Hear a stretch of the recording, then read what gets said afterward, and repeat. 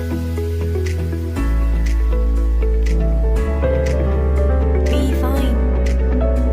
दोस्तों, स्वागत है आपका आज के एक न्यू वीडियो के साथ। उम्मीद करता हूँ आप सब अच्छे होंगे। तो फ्रेंड्स, आज के इस वीडियो के माध्यम से हम आपको सलाह देने जा रहे हैं कि जितना हो सके किसी का लोन गारंटर बनने से बचें। यह है आपके एक काम की बात कि भाई आप भी अगर किसी भी फ्रेंड्स का या रिलेटिव्स के यहाँ या ब्रदर फैमिलीज में अगर गारंटर बनने जा रहे हैं तो अपनी लायबिलिटीज़ क्या क्या हो सकती हैं वो आज की इस वीडियो में आप देखें और फिर आप विचार कीजिए कि क्या आपको किसी भी रूप से लोन में गारंटर बनना चाहिए कि नहीं बनना चाहिए। तो जनरली हम देखते हैं कि जो बैंक और गैर बैंकिंग जो फाइनेंशियल कंपनियां होती हैं या फिर जिन्हें हम NBFC non banking financial companies भी कहते हैं, कई बार लोन एप्लीकेशन के साथ गारंटर की मांग करती हैं और ये शर्तें जो होती हैं बिल्कुल क्लियरली रखी जाती हैं जब उन्हें पूरा भरोसा नहीं होता कि जो मेन एप्लीकेंट है और जो को एप्लीकेंट है, यानी कि अगर कोई दो बंदे लोन ले रहे हैं तो उन पर अगर भरोसा नहीं है कि यार क्या वो लोन का भुगतान कर पाएंगी। कई बार क्रेडिट स्कोर कम होने पर या उसके लिमिट कई बार खत्म ज़्यादा ले लिया हो, यानी कभी क्रेडिट स्कोर कम हो गया या फिर अपनी लिमिट से ज़्यादा लोन ले चुका हो, तो ये सब डिमांड जनरली गारंटर की जा सकती है। यानी कि फिर लोन के लिए आवेदन करने पर गारंटर की मांग की जाती है।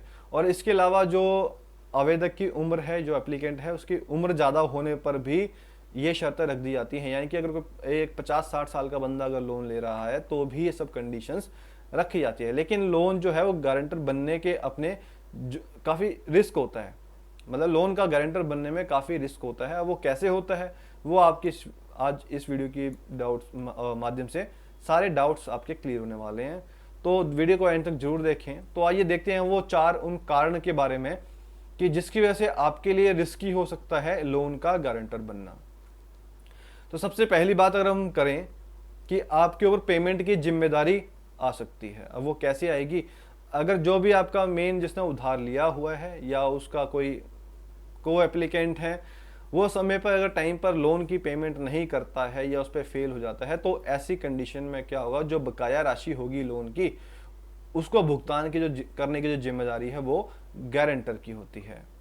और गारंटर को पेनल्टी, ब्याज और जो भी अन्य सेसेस होंगे, अमाउंट्स होंगे, उसको भी चुकाना पड़ेगा। तो इसलिए बेहतर होगा कि बतौर गारंटर बनने के आप लोन लेने वाले से कहें कि ये भाई लोन प्रोटेक्शन इंश्योरेंस भी ले, क्योंकि लोन प्रोटेक्शन इंश्योरेंस जो होगा वो आपको इस चीज़ से बचाएगा, गारंटर की भी लायबिलिटी कम होगी इस केस में।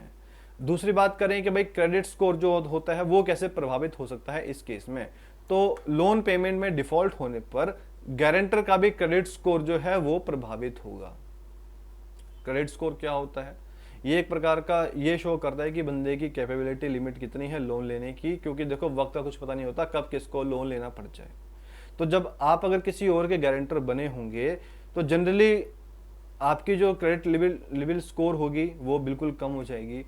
तो इसीलिए अगर ऐसे में यदि लोन गारंटर खुद कोई लोन या क्रेडिट कार्ड अगर लेना चाहे तो उसकी काफ़ी परेशानी आएगी गारंटर को, यानी कि वो खुद ही ऑलरेडी किसी का गारंटर बना हुआ है और जब उसको खुद को जरूरत पड़ेगी उस चीज़ की तो वो उसमें नहीं मिल पाएगा। तो इसलिए लोन गारंटर बनने से पहले ये पक्का कर लें कि लोन लेने वाले की जो हालत है, यानी फाइनेंशियली कंडीशन है और उसकी क्रेडिट हिस्ट्री अच्छी है, तभी आप किसी भी केस में गारंटर बने। तीसरा मेन पॉइंट है कि लोन लेने की जो योग्यता होगी उस पर भी असर पड़ेगा। जब आप किसी भी लोन का गारंटर बनते हैं तो उसके भुगतान की या उसकी पेमेंट की जिम्मेदारी आपकी भी होती है और बिल्कुल बराबर होती है। आप उससे बच नहीं सकते कि भाई I am generally only a guarantor in this case, ऐसा कुछ नहीं है। अगर आप गारंटर बने हैं तो वो सारी टर्म्स एंड कंडीशंस आप पे भी अप्लाई होगी और जो बचा हुआ अमाउंट होगा कंडीशन का वो आपको पे करना पड़ेगा।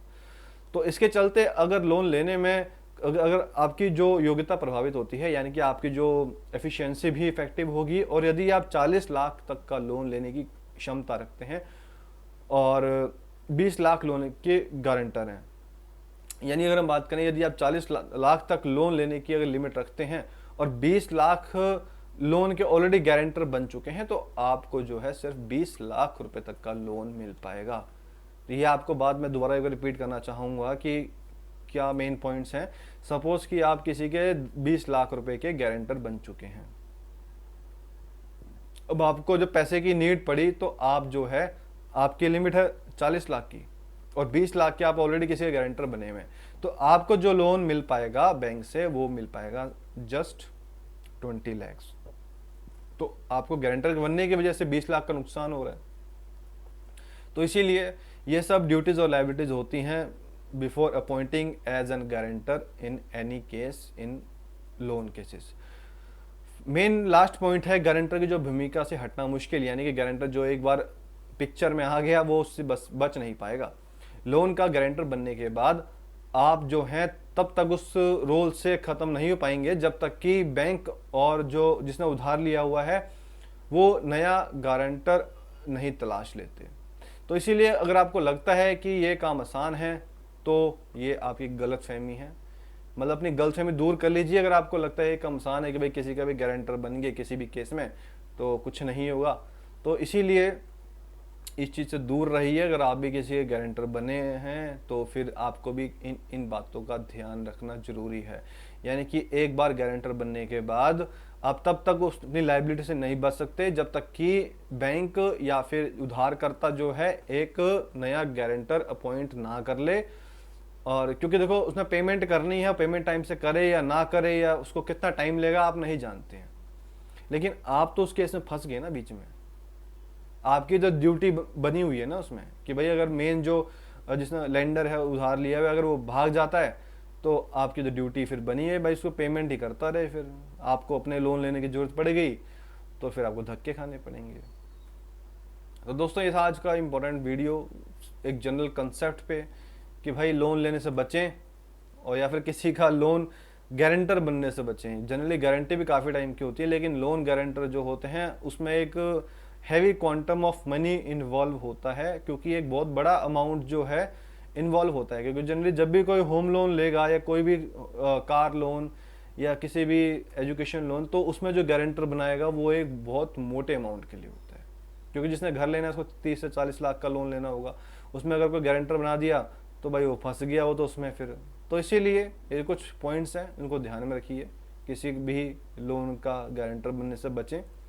और आपके लिए अगर ये जो 4 पॉइंट सामने आज डिस्कस किए इसको आप ध्यान में नहीं दोगे तो आपके लिए थोड़ा रिस्की हो सकता है लोन गारंटर बनना। तो अपने राइट्स जानिए, अपने अधिकार जानिए, कानूनी अधिकार, और बाकी अधिकार हम आपको कानूनी हम खुद बताएंगे जिसके लिए हम आप यहाँ बैठे हैं। बस आपको क्या करना है कि चैनल को सब्सक्राइब करना है, चैनल पर नए हैं तो वीडियो को लाइक और शेयर भी कीजिए, बेल आइकन को प्रेस करना ना भूलें।